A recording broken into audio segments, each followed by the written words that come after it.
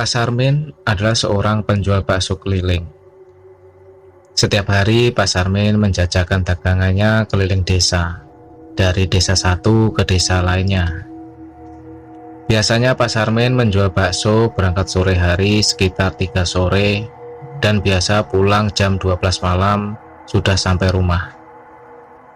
Hari itu Pak Sarmin bekerja seperti biasa, menyiapkan bakso yang ingin dijual.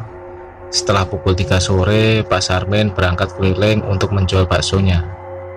Tapi hari itu sepi pembeli. Yang membeli bakso Pak Sarmin biasanya dia keliling 1, 2, 3 desa. Baksonya sudah habis. Tapi hari itu desa-desa yang biasanya Pak Sarmin keliling sudah dikelilingi, tapi baksonya belum juga habis. Melihat jam sudah pukul 11 malam dan dagangan masih banyak, Pak Sarmin sempat ngeluh karena tidak seperti biasa. Jam segini bakso masih banyak. Akhirnya dia berpikir dan berencana ingin mencoba menjajakan dagangannya ke desa keempat, yang sebelumnya dia belum pernah jualan ke sana. Tapi karena dagangannya belum habis, siapa tahu di desa keempat itu dagangannya ada yang membeli. Tapi kalau ingin ke desa keempat, Pak Sarmin harus melewati pematang sawah yang cukup luas sebelum sampai ke desa keempat. Di waktu Pak Sarmin lagi mendorong gerobak baksonya, dia tengok-tengok kanan kiri, hanya pematang sawah yang dia lihat. Mendorong gerobak hampir 15 menitan, tiba-tiba Pak Sarmin mendengar orang memanggilnya. "Pak, bakso Pak."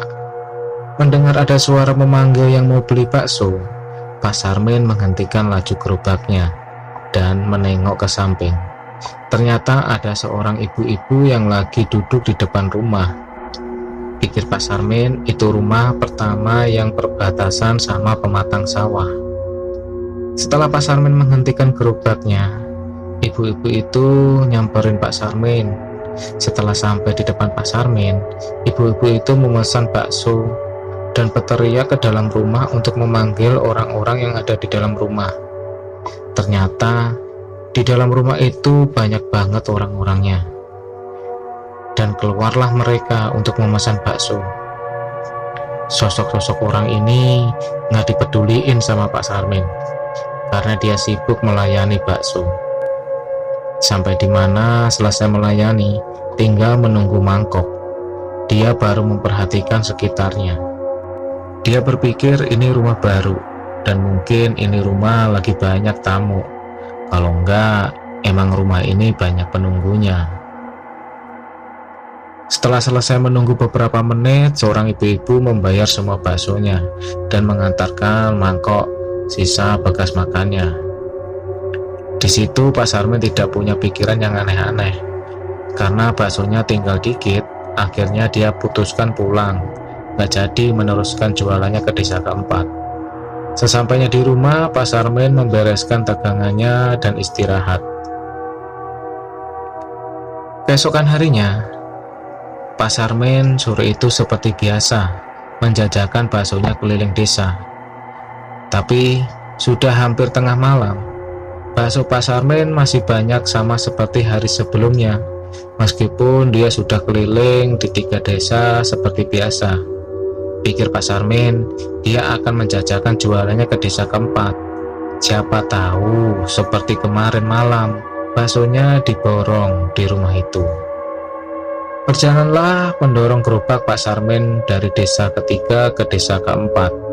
Sama seperti kemarin, di waktu Pak Sarmin lagi mendorong gerobak, tiba-tiba ada suara memanggilnya. "Pak, bakso Pak." Waktu dia menengok, seorang ibu-ibu datang menghampirinya sama seperti kemarin. Ibu-ibu itu memanggil orang-orang yang ada di dalam rumah untuk memesan bakso. Di waktu Pak Sarmin lagi menyiapkan pesanan, sebenarnya Pak Sarmin sedikit curiga, karena masa orang yang tinggal di rumah itu banyak banget, hampir puluhan orang.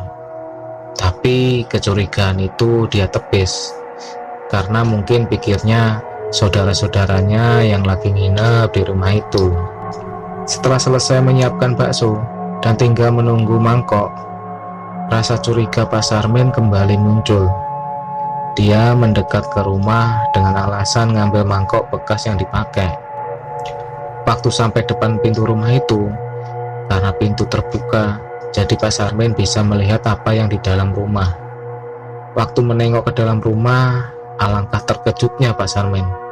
Di dalam rumah itu, orang-orang yang tadi sepenglihatan Pak Sarmin manusia biasa, kini telah berubah menjadi sesosok pocong dan sesosok kuntilanak yang sedang menikmati baksonya. Melihat itu, bulu kuduk Pak Sarmin berdiri. Keringat dingin keluar dari tubuhnya.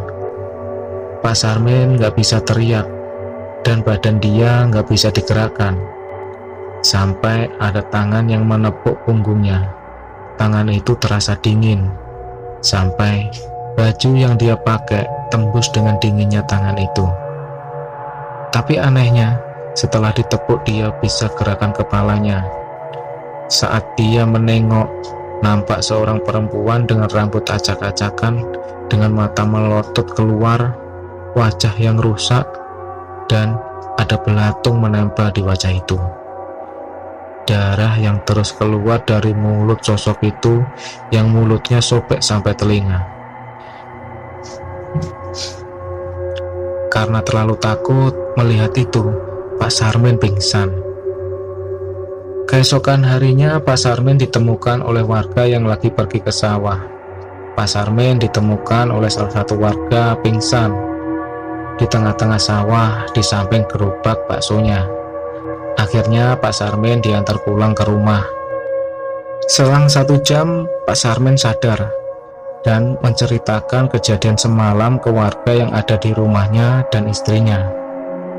Sejak kejadian itu, Pak Sarmin tidak mau lagi pergi berjualan ke desa keempat, apalagi melewati pematang sawah yang horor itu.